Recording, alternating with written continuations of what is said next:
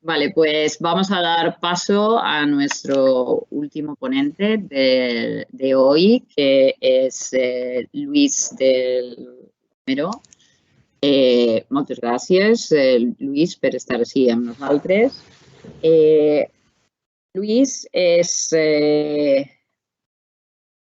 volviendo a la multidisciplinaridad, es doctor en Geografía por la Universidad Autónoma de Barcelona y además es muy internacional. Ha estado contratado en las universidades de Laval y la Universidad de Montreal en Canadá.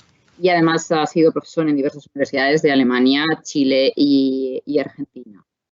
En estos momentos, desde hace más de 10 años, da clases en el grado de Ciencias Ambientales. Compartimos alumnado en distintos cuatrimestres de la Universidad de Valencia, donde imparte distintas materias sobre demografía, planificación ambiental y urbanística.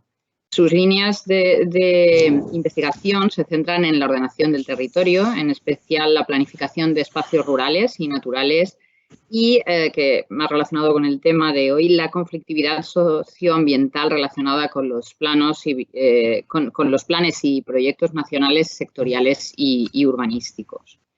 Es evaluador de proyectos competitivos del Ministerio de Ciencia e Innovación en España y de la Agencia Nacional de Investigación y Desarrollo en Chile.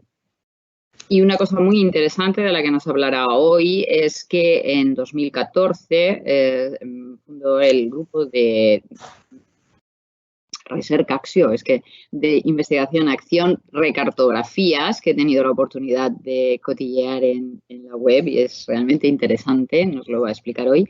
Es una entidad de custodia del territorio en el medio rural y nos lo va a contar ahora en su intervención. Moltíssimes gràcies, Lluís, per estar amb nosaltres i quan vulguis pots començar per acabar este matí d'avui i ens donaràs una perspectiva des d'un altre punt de vista. Gràcies. Moltes gràcies. Bon dia a totes i a tots. Vaig a compartir els continguts. Bé, bon dia a totes i a tots. Soc Luis del Romero. Com bé ha comentat Maria Jesús, en primer lloc, doncs, òbviament, voldria agrair la invitació a InnoFutur 2021. Crec que són iniciatives molt interessants que ens permet conèixer-nos entre nosaltres en un mateix campus. Crec que jo sàpiga l'únic campus que ho fa i són iniciatives que pense que es deurien de fomentar més en tant en quant estudiem, investiguem temes molt semblants però no ens coneixem entre nosaltres. Igual coneixes més a un col·lega del Japó que fa el mateix i no saps ni què s'està fent en el departament del costat, de la mateixa universitat. Bé, doncs jo per fer cloent d'aquesta jornada faré una breu xerrada sobre desenvolupament sostenible des d'un punt de vista crític i transició ecosocial, amb 4 punts que tocaré de manera ràpida. La primera qüestió, estem entrant en una era de col·lapse en molts aspectes ambientals però també econòmics. En segon lloc, quines respostes institucionals a nivell internacional s'estan donant, que són ben conegudes, bàsicament els ODS i les COP i tots els tractats internacionals sobre canvi climàtic que coneixeu. I arran d'això parlaré molt breument, com bé ha comentat també Maria Jesús, sobre algunes alternatives o allò que alguns o algunes intentem fer per ficar el nostre gra d'arena amb unes conclusions. Bé, no és còmode mai parlar d'això, que estem anant cap a una era de col·lapse, no és còmode recordar que ara mateix el planeta tots sabem que està davant 2 grans amenaces que són reals i presents. Una d'elles és el coronavirus, amb els mapes famosos que malauradament tots coneixem. Una de les majors pandèmies que hem tingut en la història contemporània del món, una pandèmia que per primera volta en la història ha fet que molts països sistemàticament detingueren la seva activitat i que hi hagués uns confinaments, òbviament justificats per les dades que així s'estan reflectint. Una pandèmia que encara no ha terminat i tot apunta que encara li queda per terminar i una pandèmia que, a més, té una certa vinculació amb aquesta altra amenaça que ara mateixa té l'espècie humana, que és el canvi climàtic. Hi ha molta discussió política, hi ha molt de soroll mediàtic sobre l'origen del coronavirus i el laboratori i el paper de Xina, però el que sembla que hi ha cada volta més consens és en la vinculació, no en aquesta pandèmia, sinó en pandèmies i canvis climàtics, no? I concretament aquesta pandèmia del coronavirus amb aquest canvi climàtic que ara mateix segons l'OMS, deia que era una qüestió de temps. Segons l'OMS, es van lliurar per molt poquet d'altres possibles pandèmies, però finalment esta es va afectar. I una vinculació que té que veure amb una acció antròpica que provoca canvi climàtic i que provoca, per exemple, deforestació de boscos tropicals o trànsit d'espècies exòtiques que poden després portar una sèrie de virus i bacteris a altres climes, a altres territoris, o pràctiques agrícoles insostenibles o en àrees perilloses, com podria haver sigut segurament l'origen del coronavirus, segons algunes teories, que es va transmetre a la ramaderia i de la ramaderia a l'ésser humà. Per tant, el que és evident és que la pandèmia és un símptoma d'un canvi històric, que és, com bé titula Naomi Klein, això ho canvia tot, que és el canvi climàtic. No en parlarem molt, o per exemple, fins i tot diaris i publicacions gens alarmistes i prou ponderades, com The Economist, ja parla des de fa anys clarament que dels grans amenaces de la humanitat és justament el canvi climàtic, el recalfament, que el podem veure en gràfiques que coneixeu perfectament. Estem tots d'acord que els climes terrestres han sigut totalment variats al llarg de la nostra història, període històric i molt més en els períodes geològics. Està clar que està havent un recalfament, simplement que aquest recalfament no té que veure amb un cicle natural, sinó amb una sèrie d'intervencions antròpiques.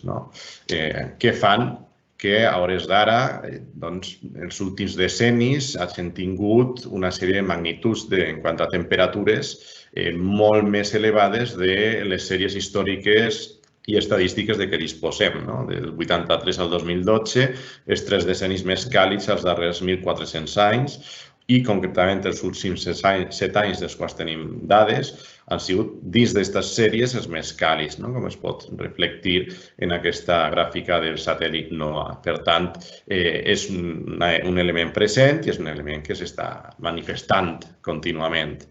I que, a més, tots sabem que es continuarà manifestant i continuarà amplificant-se. Es crearan nous riscos per als sistemes naturals. Aquests riscos es distribuiran de manera desigual en el territori i especialment desfavorides per a països i societats amb alts nivells de pobresa. El que es parla en aquest titular de la Vanguardia, un autèntic apartheid climàtic, on només se salven els rics, que són els que tenen la capacitat de moure's o de canviar d'un territori a un altre fàcilment. Però és que fins i tot, dins d'una lògica purament economicista, el canvi climàtic també ja va començar a afectar l'economia i això és un tema molt rellevant dins ja no només a nivell planetari, sinó en el nostre racó, el que es planteja o pronostica com a pèrdua de valor del sol per a activitats productives, per l'augment de les temperatures, òbviament, en els territoris més meridionals de la Unió Europea i dins, especialment, com podeu veure, províncies que avui en dia ja tenen uns climes i una certa freqüència d'onades de calor, doncs això va afectar negativament a les activitats econòmiques, com ara l'agricultura. Serà molt difícil conrear la fresa de Huelva si tenim onades de 45 graus cada 2x3. En canvi, el nord o Escandinàvia podria trobar-se en la situació contrària, en el qual podria haver fins i tot una certa mediterraneització dels climes que avui en dia són boreals, continentals o oceànics o atlàntics. Per tant, estem parlant d'uns impactes imprevistos i uns impactes totalment desiguals. En tot cas, siga com siga, i com diu aquesta cita, les civilitzacions, i una cosa ens ha ensenyat la història, és que les civilitzacions no moren per un atac d'una altra civilització, per un assassinat, les civilitzacions acaben morint moltes voltes per suïcidi, per autodestrucció. O com afirma l'economista Jeremy Rifkin, estem davant una amenaça cap a una extinció, perquè tots sabem que el planeta Terra ha existit sense ésser humà durant moltíssims milions d'anys i podrà seguir existint sense ser humà molts milions d'anys més en altres espècies o ecosistemes. Són nosaltres els que necessitem d'una estabilitat climàtica que cada volta està més compromesa. Davant d'això hi ha, com tots sabem, una sèrie de respostes que arrenquen en els anys 70, la primera conferència del clima, que es van ampliant a partir de les conferències dels anys 90, com ara el protocol de Kyoto, se genera tot un tràfic i un mercat d'emissions, ja se comença a parlar obertament dels impactes dels gasos d'efecte hivernacle i anem caminant fins a aquesta gran cita que va ser la COP21 de París de 2015, en el qual es va decidir per primera volta una reducció dràstica de les emissions per evitar a tota costa que la Terra excedirà dels 2 graus d'augment respecte a l'era industrial. Ja on van participar gran part dels caps d'estat del món i es van arribar a una sèrie d'acords que després es van substanciar, entre altres coses, en els famosos ODS dels quals heu parlat o heu mencionat.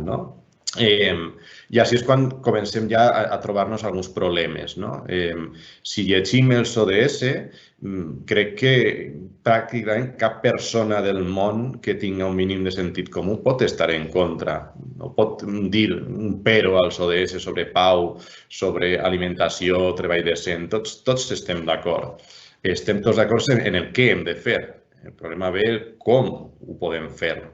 I així és on comencem un poc els discursos escèptics. Portem 3 dècades, com he comentat fa una estona, de polítiques basades en el desenvolupament sostenible, que és un terme acunyat ja en el 92, que no han aconseguit posar fre als models destructors de natura extractivistes que generen injustícies ambientals en tot el món.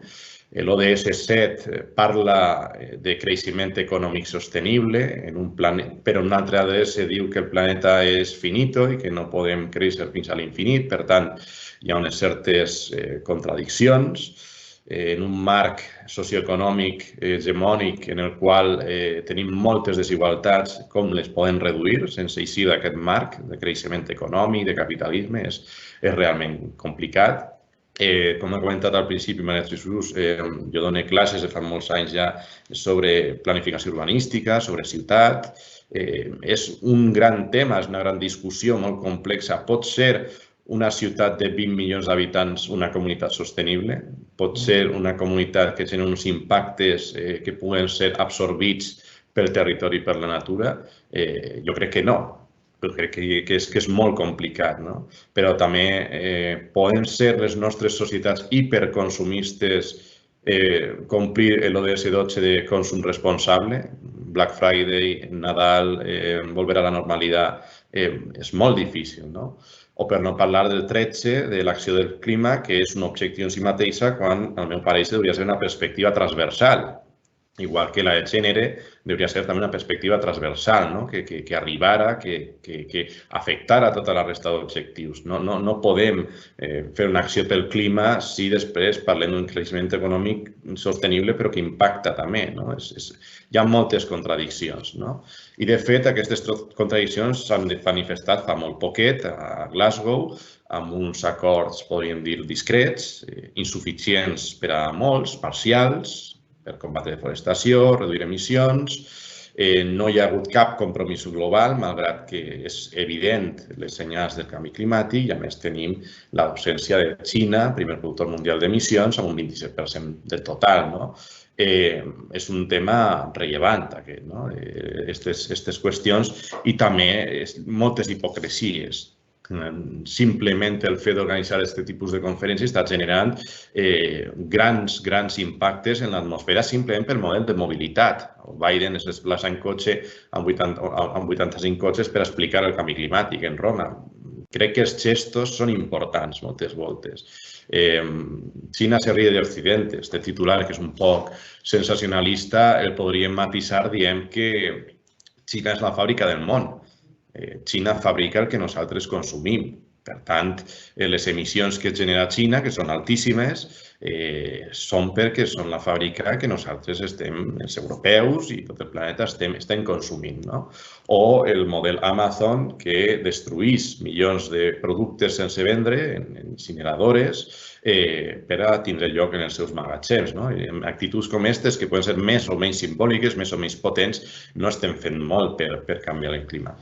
Però si és que si aterrem a Espanya i parlem de més problemes que tenim en relació amb el clima, tenim dins del sector primari un problema creixent amb la concentració de la producció de porcs, que generen moltíssimes quantitats de metà, que també és un gas molt perillós en el canvi climàtic, fins i tot més que el CO2, i a més anem a un model de major concentració i de major implantació de macrogranges.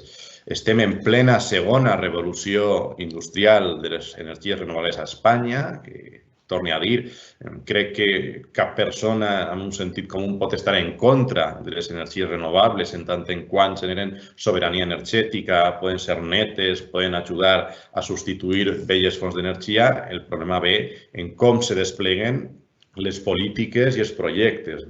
Tenim un país on Castella i Lleó el 15% de la potència d'eòlica en un 5% de la població, Madrid que té el 14% de la població i no té a hores d'ara cap central eòlica.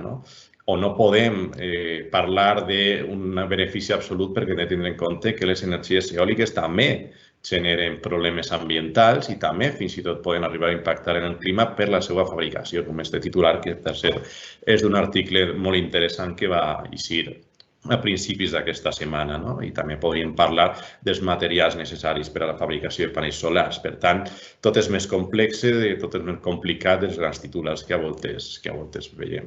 Perquè realment un altre gran problema que tenim el país per a caminar cap a una neutralitat del carboni, cap a una mitigació del clima, és aquest model 70-30 de desequilibri territorial. 30% de la població en el 70% del territori o gran part de la població concentrada en ciutats. L'abandonament, una qüestió que no es parla tant i que nosaltres defenem molt, l'abandonament de camps, l'abandonament de pobles, l'abandonament d'hortes, no és una bona notícia per al canvi climàtic, no és una bona notícia per al medi ambient, és una mala notícia, generalment.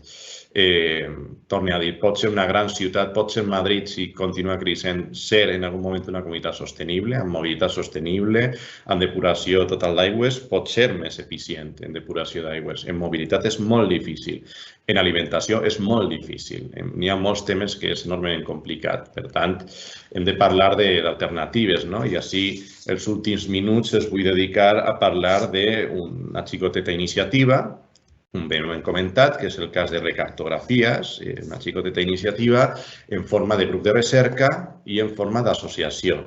Com a grup de recerca estem adscrits a la Universitat de València, treballem conflictes ambientals, com algú que us acabes de referir, el tema eòlic, que ara està molt mediatitzat, o el tema de la despoblació, òbviament sobre el canvi climàtic, en el qual formem part PDI de professors de la Universitat de València, estudiants de grau i de màster, també veïns i veïnes, i bàsicament el que busquem és conscienciar sobre el problema de la despoblació i proposar projectes per a una transició ecosocial adaptada al canvi climàtic, perquè, com he dit, pensem que la despoblació, igual que el model ramader, igual que el model d'alimentació, el model de consum, no són bons plans ni bons escenaris per a lluitar i adaptar-nos al canvi climàtic. Per tant, relacionem aquestes dues qüestions, despoblació i canvi climàtic. Com a grup de recerca, bàsicament, treballem les conseqüències ambientals del despoblament, per exemple, com se manifesta el canvi climàtic en àrees rurals, que tenim molt poca informació, fem seminaris temàtics, fem pràctiques en empresa, a la Universitat de València. Recentment hem encetat el primer postgrau que hi ha en la Comunitat Valenciana específicament sobre canvi climàtic i sostenibilitat ambiental, que es dona en el Centre Internacional de Gandia, amb especialistes tant de la Universitat Politècnica com de la Universitat de València, en diferents camps, en ciències ambientals, en biologia, en economia, en enginyeria. És un marc prou multidisciplinar en tant en quant, com s'ha anat comentant al llarg del matí, necessitem d'un discurs i d'uns debats multidisciplinars per poder trobar solucions. Com a associació cultural, com ha comentat al principi Maria Jesús, som una entitat de custòdia del territori i crec que és important, i això és el que va fer que donem el pas, diguem-ne, de grup de recerca a grup d'acció, emprendre mesures que siguin visibles i tàctils en el territori, que siguin simbòliques, però que tinguin una certa potència discursiva, perquè també som de l'opinió que la universitat, com després comentaré en les conclusions, necessita desenvolupar més aquesta part d'implantar-se en la societat. Per tant, nosaltres vam començar un projecte de rehabilitació d'una aldea que estava pràcticament, quedava només una família vivint, on hi havien viscut quasi un centenar de persones, es diu Mas Blanco. Van rehabilitar una sèrie d'edificis en règim de custòdia del territori, que vol dir que nosaltres no comprem ni lloguem ni ses cases ni ses terres, ens cedissem, som usufructuaris d'aquests espais a canvi que hi hagi una activitat i que hi hagi una conservació i que hi hagi una activitat de conscienciació sobre el medi ambient. Per tant, vam inaugurar fa poquet, farà 2 anys, el Museu de les Masies i la Memòria Rural per explicar com eren altres relacions en el passat entre societat i medi ambient, com era el món dels masovers i masoveres en Castelló, en Terol, en València. Tenim un programa de dinamització cultural que li diem els Findes Masoveros. Ahir és on participen molts veïns, moltes veïnes de pobles, especialment en mesos complicats com novembre, en el qual ja fa fred, no hi ha tanta activitat, la gent no està en els pobles. Fent campaments d'estiu. Hem fet recuperació de parcel·les de conreu, element fonamental que no he comentat abans per a poder mitigar un dels grans efectes del canvi climàtic que són i seran els incendis, i sobretot els incendis que es parla tant ara de sisena generació. Amb una bona gestió del territori podem realment incidir en aquest problema. Recuperació de camins tradicionals, gestió forestal sostenible, és a dir, fer una gestió forestal que també a nosaltres proveeix de llenya i de material en una àrea de bosc que és comunal i que una àrea de bosc en Sant Agustín que mai ha tingut un incendi, mai. Ha hagut algun conato i això també vol dir moltes coses. Unes fotografies, un poc per il·lustrar d'on estem parlant. Estem parlant d'un espai de muntanya mitjana, mediterrània, uns 800 metres, composat per masies. Va nevar l'altre dia, de fet, van arribar les primeres neus al costat. Així podeu veure, per exemple, a dalt a la dreta una imatge d'una gravació d'un videoclip musical, perquè també volem portar la cultura al territori, l'art al territori, dinamitzar aquests espais i que hi hagi un sentiment d'orgull rural, que moltes voltes és el que falta en els pobles, i així podem veure fotografies d'activitats que anem fent, de campaments d'estiu, de visites, de seminaris. Totes les fotografies que esteu veient així són estudiants de la Universitat de València, molts d'ells del campus de Burxassot, de fet, del grau en Ciències Ambientals, que igual estan fent un taller de bioconstrucció, com un debat, com una excursió pel riu Millars, per exemple, en Castelló. I, per anar terminant, sí que voldria fer unes conclusions, però un parell de reflexions crec que importants, no només per sintetitzar tot el que he dit, sinó també, com deia al principi, i era l'objectiu d'esta xerrada, cap a una transició ecosocial i un desenvolupament realment sostenible a partir de tot el que he dit. La primera qüestió és que crec que hem d'anar començant a acceptar que col·lapsar, col·lapsarem. Estem entrant en una època de col·lapse, coronavirus, canvi climàtic, crisi de subministros, bloqueig portuari. Pot ser que en un futur molt pròxim això siga cada volta més normal. Podem col·lapsar de moltes maneres, podem col·lapsar també bé, entre cometes. Què vol dir col·lapsar bé? Col·lapsar bé vol dir canviar, vol dir modificar, vol dir, per exemple, des del punt de vista productiu, una reducció dràstica d'emissions, cosa que a ningú agrada. Torne a ficar l'exemple de Xina. Xina i Estats Units són responsables de la major part de les emissions, però aquestes emissions se dediquen a producció de serveis i béns que no en aquest territori, que consumís en altres parts del món. En tot cas, amb Xina hauríem de caminar cap al compliment dels acords de París, perquè l'últim informe de l'IPCC és demoledor en aquest sentit, el que pot passar si no en fem cas. Hem de ser conscients que vivim en models productius insostenibles com a societat i com a individus i que és molt polèmic a una persona dir-li que no agafi el cotxe o que o que no compre tant, o que no se'n vaig de vacances a Bali. Això és molt polèmic. També és molt polèmic encetar el debat de si podrem substituir tot el parc mòbil de combustió interna per un parc mòbil de vehicles elèctrics. És un tema molt complicat. Jo no ho tinc tan clar.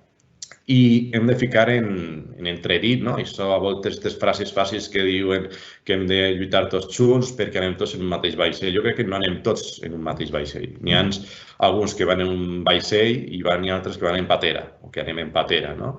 Què vull dir en això? Que estem tots en el mateix planeta, i això és veritat, però que hi ha grans temes que cal començar a treballar ràpidament. La responsabilitat de grans corporacions en quant a emissions, per exemple, en tot el tema de generació de residus, la responsabilitat de les empreses envasadores, per ficar un exemple. És un tema important. Responsabilitat de governs de Xina i Estats Units, evidentment, que no volen de moment sentir parlar de veritat de tota aquesta crisi ambiental que tenim. Els països i les societats del sud no haurien d'estar baixant d'emissions com hauríem fer nosaltres, en tant en quant nosaltres portem més de 200 anys ja contaminant, entre cometes, i altres no ho estan fent. Per tant, idees com el protocol de Kyoto no estan mal del tot, però si de veritat servissin per a que aquests països puguen desenvolupar-se i no simplement lucrar-se algunes elits a base de vendre drets d'emissió. Això no crec que ni ajuda ni al clima ni a les seues societats. Necessitem una transició ecosocial, i aquesta transició ecosocial, i que no es parla tant, de fet no hi ha un ODS sobre això, necessita un reequilibri territorial camp-ciutat. Es parla molt alegrement de que cada volta hi ha més concentració urbana de persones i crec que no és una bona notícia per al planeta, el que hi ha aquesta hiperconcentració de i grans i megaciutats. Perquè, com he dit abans, des del punt de vista urbanístic i polític i econòmic és enormement difícil que aquestes comunitats tan enormes puguen arribar a ser més o menys sostenibles. Necessitem adaptar-nos i mitigar el canvi climàtic, cosa que podríem aconseguir amb aquest reequilibri territorial camp-ciutat. Si tenim més gent vivint en els territoris rurals, doncs igual podem donar-nos abans compte dels incendis, podem evitar incendis, podem treballar en altres qüestions que no m'ha donat temps a parlar, com ara la sobirania alimentària. Si cada dia s'abandonen més camps, se tanquen més explotacions, vol dir que hem de portar els aliments des de més lluny, i això no és tampoc bo en el canvi climàtic. Necessitem aliments de proximitat, per exemple, l'Horta de València, lactis, carns, etc. I necessitem que les universitats estiguen en aquesta transició, amb aquest triple paper de generació de coneixement, que és el seu paper tradicional, però que crec que ha de reforçar amb una realitat que el canvi climàtic és un present, no és un futur, no és una hipòtesi, més formació i sensibilització específica sobre la vinculació del nostre model productiu en el canvi climàtic i, com he dit abans, a una major implicació en la societat, i ir més al territori, escoltar més les nostres societats, i per això pense que iniciatives com les d'avui ja serveix d'entrada per a que estudiants, professores del campus de Burjassot estiguen treballant i escoltant-se a una, i que a partir d'ahí puguen vindre molts projectes, moltes idees, i que es pugui projectar a la societat, que és el que necessitem. Moltes gràcies per la vostra atenció i estic atent a preguntes i comentaris. Bé, doncs moltíssimes gràcies, Lluís. Ja vam parlar i vaig dir-te que pensava que seria una magnífica cloenda per a aquesta sessió d'avui i per al Congrés InnoFuturo en general, i has complit les expectatives. O sigui, ens has fet una visió general també des d'un punt de vista sociocultural, geogràfic, que és molt interessant. O sigui que moltíssimes gràcies, i anem a donar-li pas a Borja, que et farà algunes preguntes del xat. Gràcies. Moltes gràcies. Bon dia, ara. Bon dia. Han hagut moltes preguntes, vaig a intentar que ens doni temps de fer-les totes, algunes d'elles. La pèrdua del valor del sòl està relacionada també amb l'acció antròpica i no sols pel canvi climàtic? La pèrdua del valor del sòl, tal com està elaborat el mapa, bàsicament relaciona dues variables o diverses variables. No, la resposta és no, perquè aquesta és anunciant escenaris de pujada de temperatures amb la possibilitat que aquesta terra siga fèrtil. És a dir, si jo tinc un territori on de sobte puc entrar en l'escenari climàtic típic del Sàhara, el potencial productiu en quant, per exemple, matèria orgànica i capacitat agronòmica del Sàhara és baixíssim, no? Per tant, estem parlant d'això, però evidentment es podrien fer, i hi ha estudis que també parlen de la pèrdua de valor arran de desastres naturals provocats per l'home o episodis de contaminació. Perfecte. La següent pregunta es, ¿desarrollo sostenible es un oxímoron? ¿Crees que en el sistema capitalista podemos cumplir los odds y los objetivos climáticos o debemos cambiar de modelo social? Bueno, és una molt bona pregunta. Jo crec que no. Jo crec que és molt difícil. El principi bàsic del capitalisme és l'acumulació i el creixement. I aleshores és tot un exercici complicat des de l'economia ambiental el intentar compatibilitzar creixement econòmic, dividendos accionistes amb un respecte al medi ambient. Vull dir, hi ha algunes fórmules, en alguns sectors productius pot ser que sí, no dic que no, en alguns territoris pot ser que sí, però com a societat planetària no. I fixem-nos en una qüestió. Generem més residus a mesura que augmenta el PIB.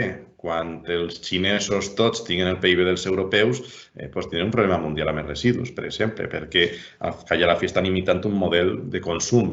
Per tant, crec que és molt complicat. ¿Creus que si els grans influents com Biden, Amazon, els països més poderosos, en definitiva, que són els que més ferramentes i més diners tenen per amortir el canvi del desenvolupament, no implementen aquestes mesures, es podrà aconseguir un canvi real? A veure, jo pense, el problema és que aquests gegants, com Biden és el president de la primera economia del món, però tenim a 4 empreses, que és Google, Amazon, Facebook i Apple, que juntes tenen molt més de poder que en molts països. El problema que jo veig no és si poden o no poden, és que no estan en el discurs, més enllà de que el senyor Bezos vaig a donar una xerrada a Glasgow, no estan en aquest model, estan en el model de multiplicar el comerç electrònic, les plataformes logístiques, l'enviament instantani i un gran tema d'investigació molt interessant. Això genera molts problemes i moltes emissions, entre altres coses perquè no sempre és compatible amb models de vida més pausats, més locals, menys consumistes. Per tant, seria un atac a la seva línia de negoci. Poden fer molts passos, poden fer molts gestos, però és que ni tan sols estan en els debats, ni tan sols estan. Altres indústries sí que ho estan, ells no estan.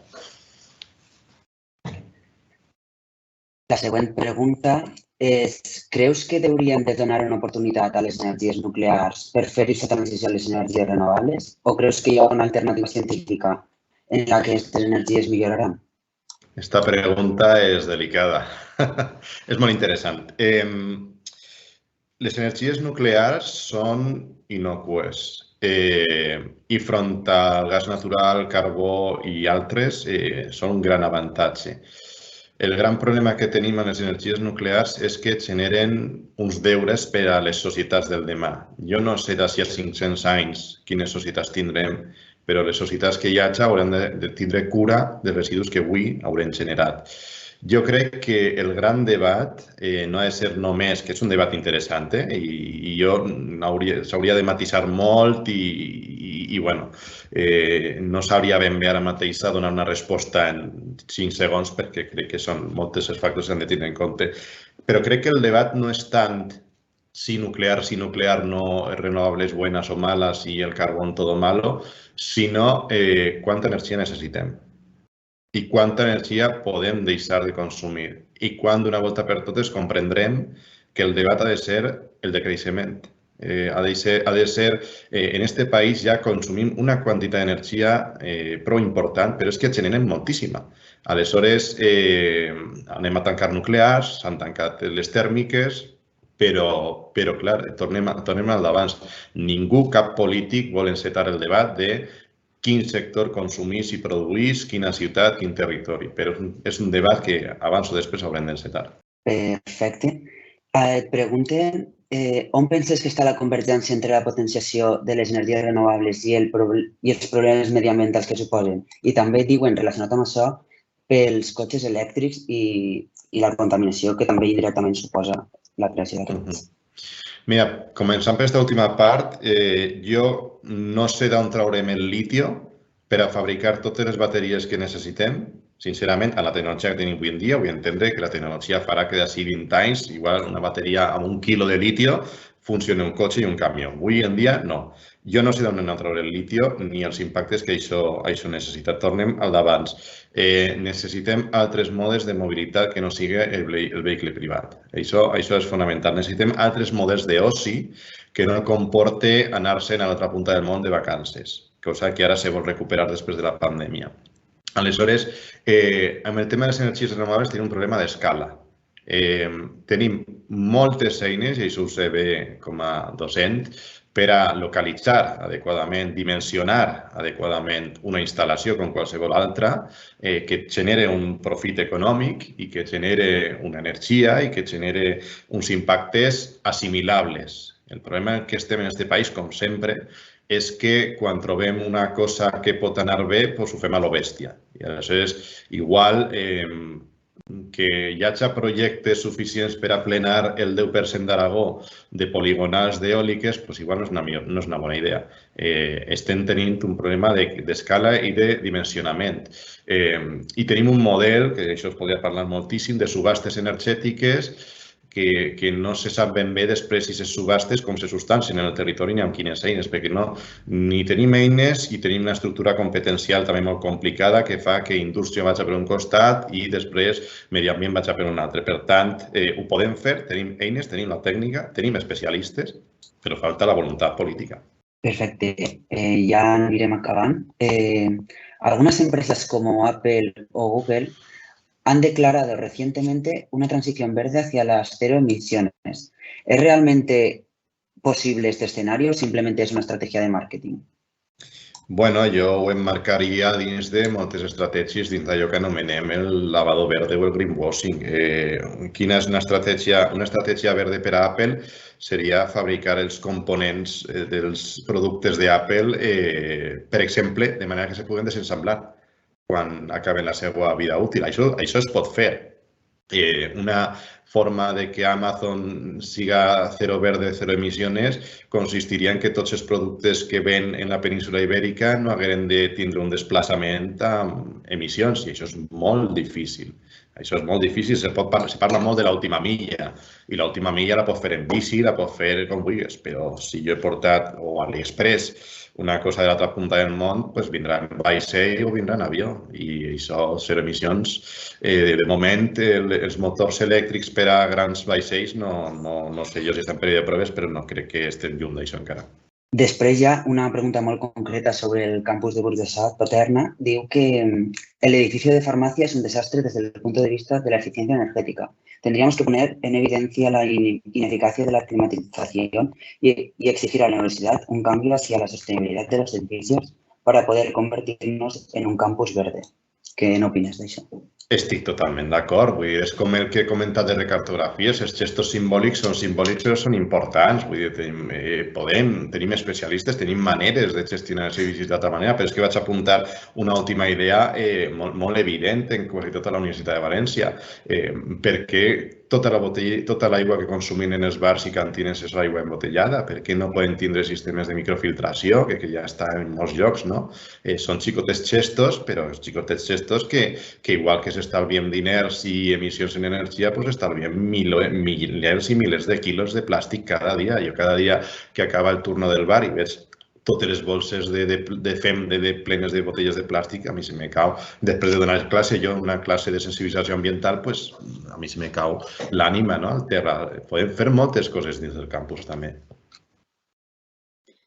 Bé, hem d'anar acabant. Tenim temps per a una última pregunta, Borja. L'última pregunta que t'han fet és: creus que la pandèmia ha favorit la repoblació del món rural, almenys durant el període de confinament? És possible revertir aquesta despoblació i que això no impliqui accions puntuals o el turisme rural? També una pregunta complexa, molt interessant, però molt ràpidament diré que sabem demogràficament que estem en un punt d'inflexió. Sabem que hi ha gent que s'ha plantejat el canvi de model de vida, però estem en una etapa massa incipient com per poder afirmar tendències i ojalà, no? Però a hores d'ara no ho podem afirmar. Està clar que hi ha un canvi del concepte de viure en la ciutat, però igual podria ser un canvi a viure a les perifèries de les ciutats en el món rural. No ho sabem. Hem d'estudiar més aquest fenomen. Bé, moltíssimes gràcies per la teva intervenció, Lluís, per totes les coses que ens has contat, per aquesta cloenda general, per aquestes idees i, sobretot, enhorabona per tota aquesta feina de recartografies. He estat mirant la web i em sembla que feu coses molt, molt interessants, o sigui que moltíssimes gràcies per tot això. Moltes gràcies a vosaltres per la invitació. Moltes gràcies. Molt bé, doncs, pues ya hemos acabado todas las ponencias que teníamos para esta sesión del sábado en el Congreso y hemos llegado al final. Entonces, ahora quiero agradecer a todos los ponentes y ponentes todas las magníficas charlas que nos han dado y al equipo que ha estado coordinando las cuestiones técnicas y a los alumnos y alumnas que han estado controlando el chat y las preguntas toda la mañana, aunque ahora Daniel lo hará también, pero por la parte que me toca quería hacerlo personalmente. Y voy a dar paso, por tanto, al coordinador de InnoCampus de este año, Daniel Tordera, para que haga la clausura del Congreso y indique quiénes son los y las ganadoras de los premios a los mejores pósters. Solamente recordaros que tenéis que cumplimentar la encuesta de satisfacción para obtener después el certificado de asistencia a todos los y las asistentes al Congreso. Muchísimas gracias por participar y por vuestra atención esta mañana.